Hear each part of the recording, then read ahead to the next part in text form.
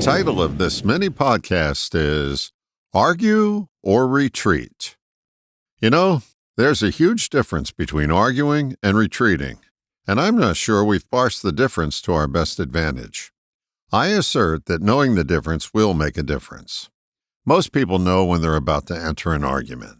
There are telltale signs. Jaw gets set, face gets flushed, fur is up, etc. Whatever happens for you that tips you off that you're about to get into a verbal tiff is worth noticing when it happens. That's your choice point.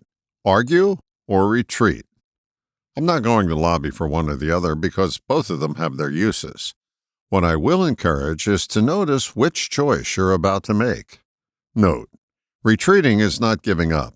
It's taking time to reassess your strategy. Arguing can communicate to others what you're fervent about. It can also indicate to you what's important enough to give your full-throated endorsement to. When arguing is counterproductive is when you know in advance it's going to go nowhere.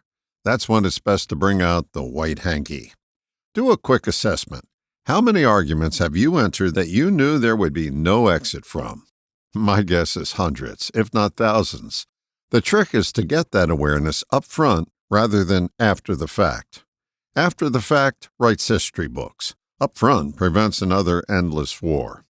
Sidebar. Some people like to argue for argument's sake. My poster child for that strategy is law professor Alan Dershowitz. He is the first person to call if you need a voluminous argument to be made on your behalf. I'm pretty sure he'd be further down on my list if I just wanted to chat.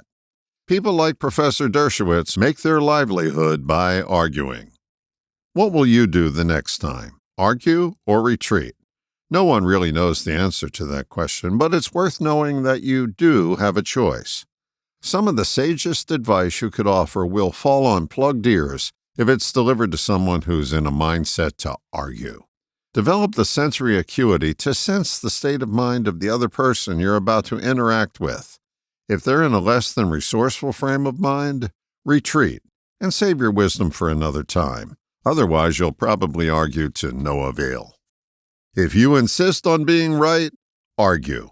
But remember what the Grasshopper said many moons ago. Some people would rather be right than happy, and preferring to be right, they are left out. All the best, John.